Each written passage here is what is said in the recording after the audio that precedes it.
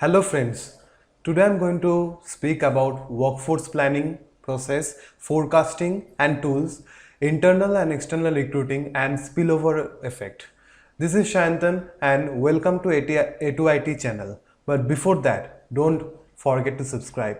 So friends, I'm going to speak about some more important topics and some more depths about strategic workforce management.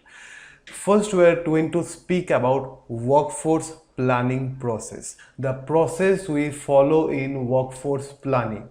The first step is identifying business strategy. जो business strategy होते हैं हम उनको identify करते हैं कि कौन सा business strategy amount cost leadership strategy, differentiation strategy और स्पेशलाइजेशन स्ट्रैटेजी, कौन सा स्ट्रैटेजी हम लोग के कंपनी के लिए बेस्ट सूटेबल है. नेक्स्ट हम लोग आते हैं कि articulating the firms talent philosophy and strategic staffing decisions. और थर्ड पॉइंट में हम आते हैं कंडक्टिंग वर्कफोर्स एनालिसिस. अभी ये वर्कफोर्स एनालिसिस क्या है? ये वर्कफोर्स एनालिसिस वो होता है कि आप फोरकास्ट करते हैं कि आपको कितना लेबर डिमांड है एक कंपनी में और कितना सप्लाई चाहिए लेबर का. देन हम लोग आते हैं developing and implementing action plans. Action plans हमेशा should be consistent with talent philosophy. ये एक्शन प्लान्स में इंक्लूड रहता है recruiting, retention, compensation, succession planning. Then हम लोग जो एक्शन प्लान करते हैं वो it should be with a short term और a long term goal. Then we are coming to monitoring and evaluating and revising the forecast and action plan. By these 5 steps हम लोग workforce plan करते हैं. Next अभी आते हैं forecasting tools पे. Forecasting वो होते हैं कि हम लोग के कंपनी में कितना डिमांड है, कितना सप्लाई चाहिए लेबर का, वो फोरकास्ट करने के लिए हम लोग को कुछ टूल्स चाहिए. The first tool we use in forecasting are ratio analysis, the second is scatter plot and the third and the most important is trend analysis. Ratio analysis वो होते हैं we fixed are ratio between the number of employees needed and the certain business matrices. The process can be used for either justifying new positions or demonstrating the need for layoffs. ये हम लोग को justify करते हैं कि हम लोग ये न्यू पोजीशन क्यों खोल रहे हैं और हम लोग ले ऑफ जो कर रहे हैं कैंडिडेट्स को या फिर एम्प्लॉयज़ को हम लोग क्यों कर रहे हैं. ये ratio analysis helps us to justify. The next we come to scatter plot. Scatter plot graphically shows the two different variable. For example, revenue and salesperson staffing levels are related. How revenue and salesperson staffing levels are related. They mainly determine what staffing levels should be changed as a factor change. Next हम लोग आते हैं trend analysis में.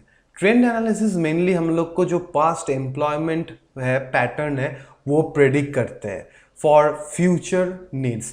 For example अगर आपके company में 5% growth या 5% employ need हमेशा for the 5 years, for the past 5 years if it is needed, then we can predict that for the next 5 years so there will also be a 5% growth. मतलब आपके company में अगर 5% का growth होता है for the past 5 years, then हम लोग predict कर सकते हैं और फोरकास्ट कर सकते हैं कि अगले 5 साल में वही 5% ही ग्रो होगा. नेक्स्ट हम लोग आ रहे रिक्रूटिंग सोर्सेज में. रिक्रूटिंग सोर्सेज मेनली 2 तरीके के होते हैं, इंटरनल होते हैं और एक्सटर्नल. इंटरनल रिक्रूटिंग सोर्सेज में होते हैं सक्सेशन मैनेजमेंट, जो एक एम्प्लॉयज को डेवलप करते हैं, प्रिपेयर करते हैं, इवैल्यूएट करते हैं for other roles in the future. Then हम लोग आते हैं टैलेंट मैनेजमेंट. टैलेंट मैनेजमेंट वो होता है कि एक एम्प्लॉयज के पास परफॉर्मेंस, एजुकेशन और एक्सपीरियंस का फुल रिकॉर्ड रहता है एक कंपनी के पास. देन वही टैलेंट मैनेजमेंट में हम लोग आते हैं एम्प्लॉय डेवलपमेंट में, internal job posting, employee referrals. these are the parts or the division of talent management। Employee development वो होता है कि हम लोग कोई सी एम्प्लॉयज़ को डेवलप करते हैं उसके skills for the future roles we are going to offer to that person.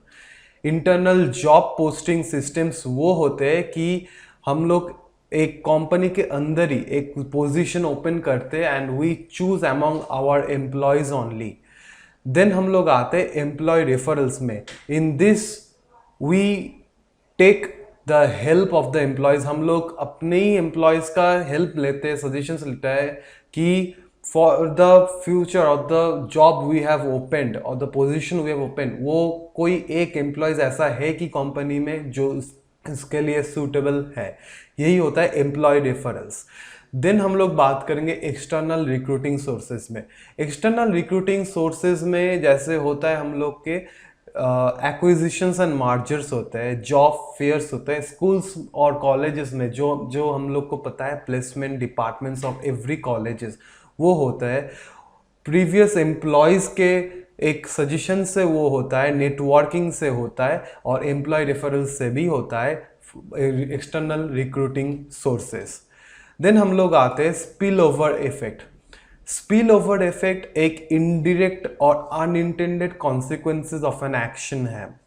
इसमें अगर एम्प्लॉयज़ को फील होता है और एप्लीकेंट्स जो एक कंपनी में जा रहे हैं उन लोग को फील हो रहा है कि ये कंपनी उन लोग को वार्म वेलकम नहीं दे रहा है, जो इंटरव्यूअर है वो अपना प्रिपेयर करके नहीं आया है or something like that, if the interview is unfair, if there is no such preparation of the interview and the company doesn't have any warm welcome, the employees will never or will think twice to join this company.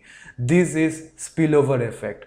Thank you. Have a great life. Have a great day. Stay safe, stay healthy. Thank you.